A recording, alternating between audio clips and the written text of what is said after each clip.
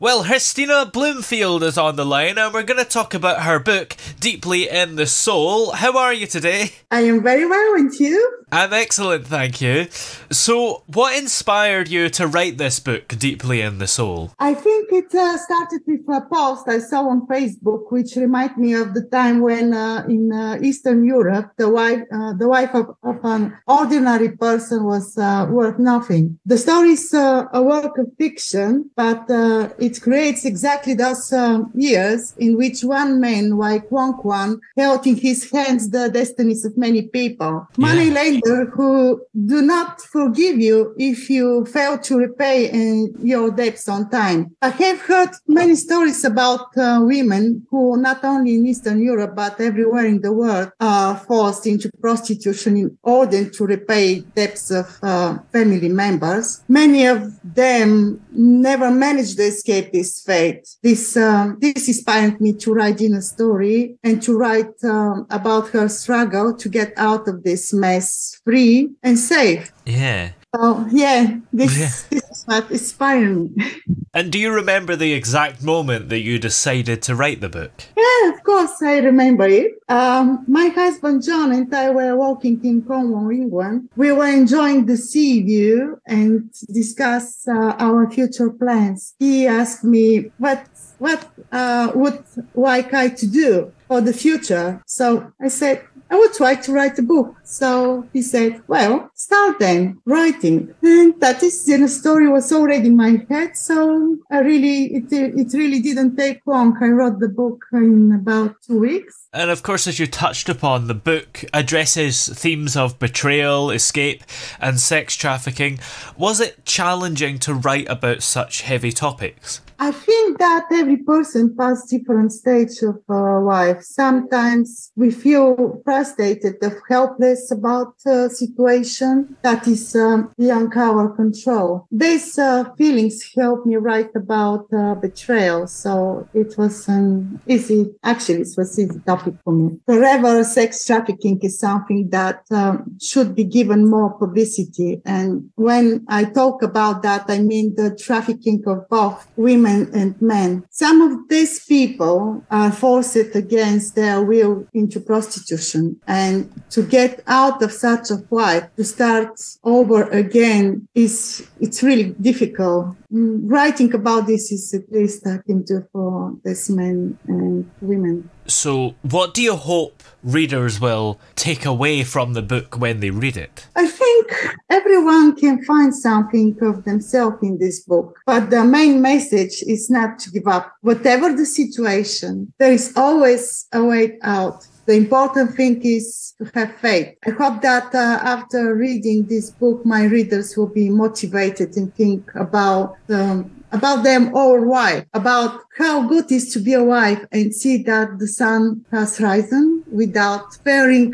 for your wife. I think sometimes people don't realize what they have until they read a story like this. And the book has received some quite positive reviews already. So how does it feel to be recognised in this way? Yes, I have good feedback, not only about my writing style, but also about the reaction of the readers after reading Deeply in the Soul. So many people recognize themselves in the protagonist, and sometimes they tell me about how they feel as if the book was written especially for them. Good reviews make me very happy, and when they're written by professional reviewers, it's making feel that I have done a good job. Absolutely. And you mentioned that people see themselves in the characters.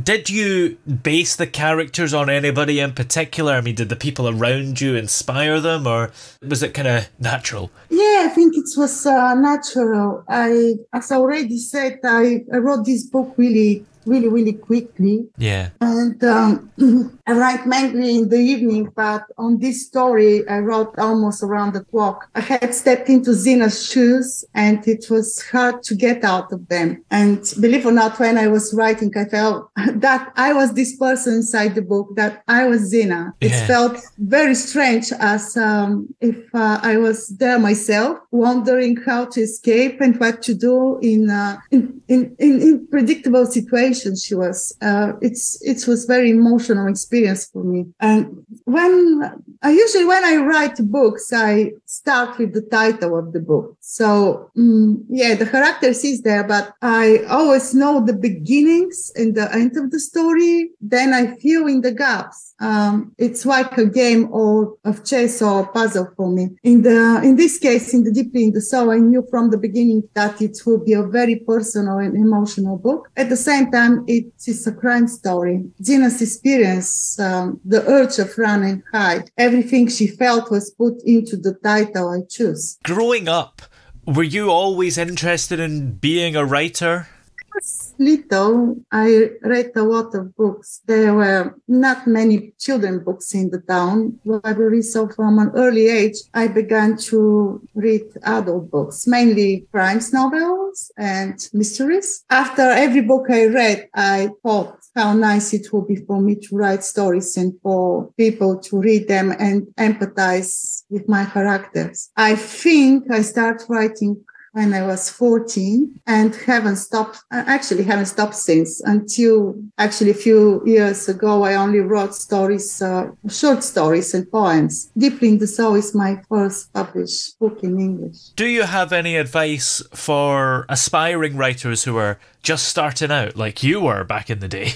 Yeah, well, I don't know. I think for everyone, writing is an individual process, and the only advice I would owe myself to give is to not give up. Keep writing. That's it. Well, what are you working on at the moment? Have you got more books coming up? Yes. So far, I have published 4 books, one of which is Becky and has also been well received by readers and reviewers. The story is about a girl who was raped, and instead of supporting and helping her in the difficult times, her parents sent her to London. It's a sad book, but I received good reviews for this story too.